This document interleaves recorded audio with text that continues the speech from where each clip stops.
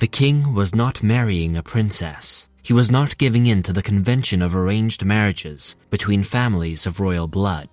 No, he had fallen in love with a little Iranian girl, and, as in fairy tales, he was going to follow his heart.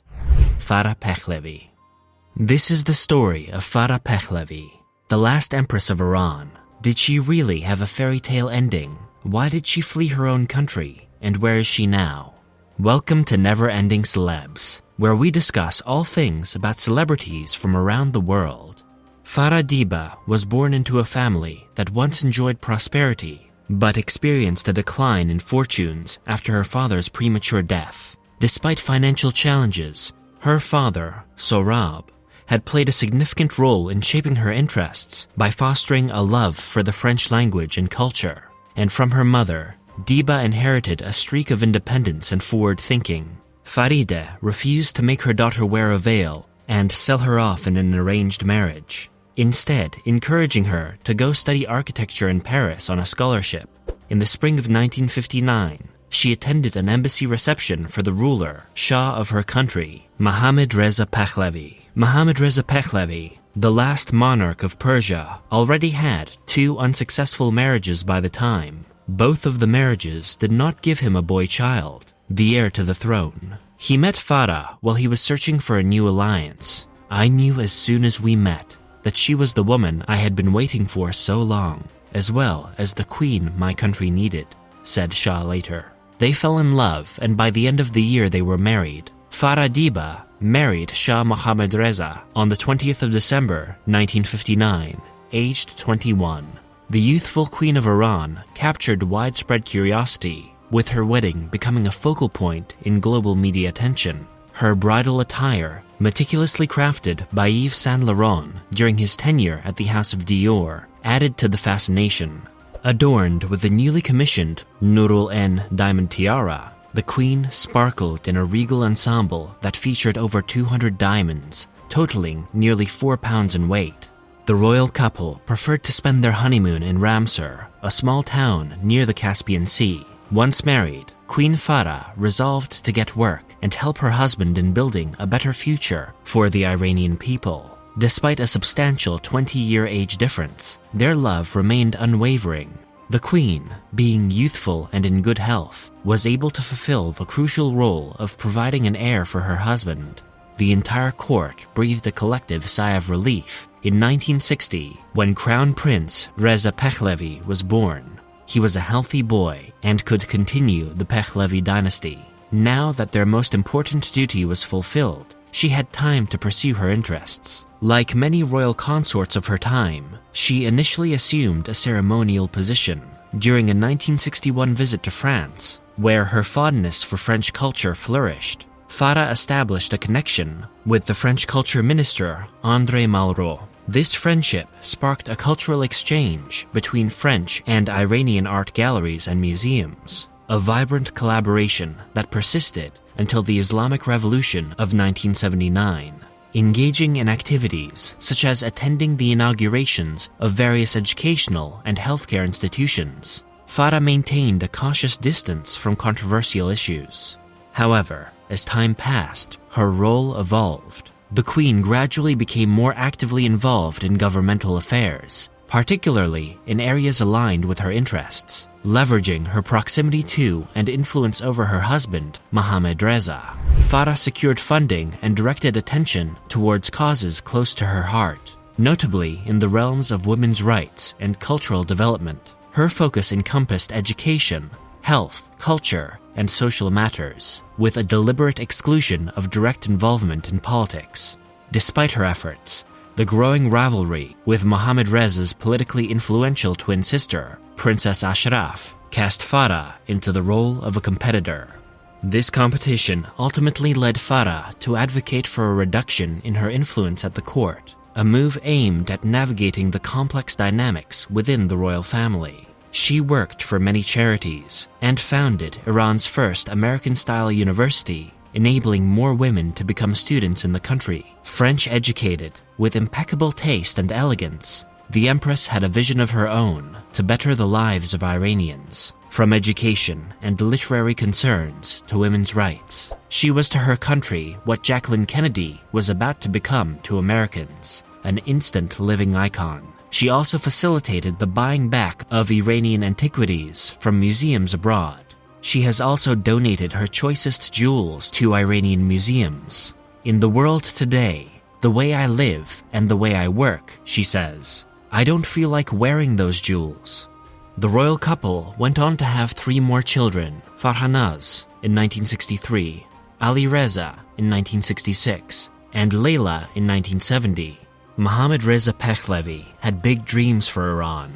He wanted to turn it into a modern nation, using the wealth from its abundant oil resources to become a beacon of democracy and freedom in the Middle East. In the early 1960s, he started the White Revolution, a comprehensive plan for social and economic change. This included giving more rights to women, like the right to vote, as well as reforms in land ownership, profit sharing for factory workers, making government factory shares available to the public, and launching a literacy program to educate the less privileged in the country.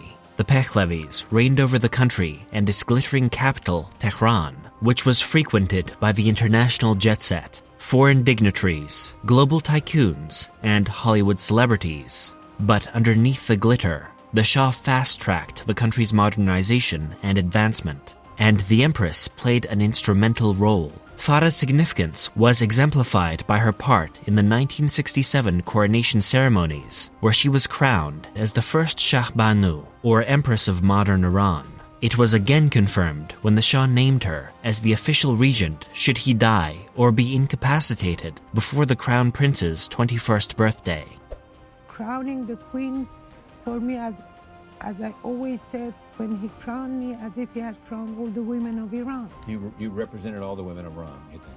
Yes, and I think many Iranian women felt the same way. Of course, in our past history.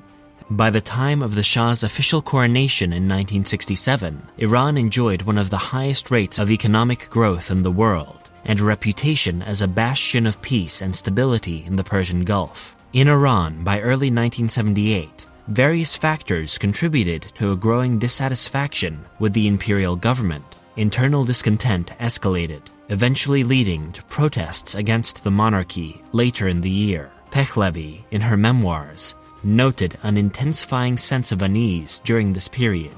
Due to concerns for her safety amid the unrest, most of the Shah Banu's official activities were cancelled. As the year progressed, the political climate worsened. Riots and unrest became more frequent, reaching a climax in January 1979. In response to the escalating crisis, the government declared martial law in most major Iranian cities, signaling that the country was on the brink of an imminent and open revolution. The same oil that made Iran rich was also an irresistible draw to both Western and Soviet powers, who each tried to exert their influence on the country. Certain elements of Iranian society, however, were furious with what they saw as the abandonment of their traditional culture and values. They resented the influence of Western culture on Iran's elites and viewed the Shah's reforms as an attempt to completely root out their heritage.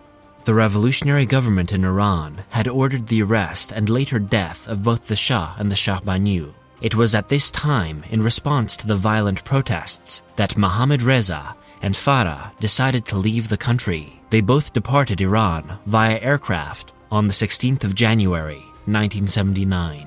Amid the unfolding political turmoil in Iran, several governments, even those previously friendly with the Iranian monarchy, deemed Mohammad Reza's presence within their borders as a liability. Throughout his reign, Mohammad Reza had cultivated close ties with Egyptian President Anwar Sadat, and his wife Farah had developed a close friendship with Jahan Sadat, the president's wife. Given the precarious situation, President Sadat extended an invitation for the imperial couple to seek asylum in Egypt, an offer they accepted. Following their departure from Egypt, Mohammad Reza's health deteriorated rapidly due to a prolonged battle with non-Hodgkin's lymphoma. The Shah eventually lapsed into a coma and passed away on 9:15 a.m. on July 27, 1980, at the age of 60. Egyptian President Sadat gave the Shah a state funeral.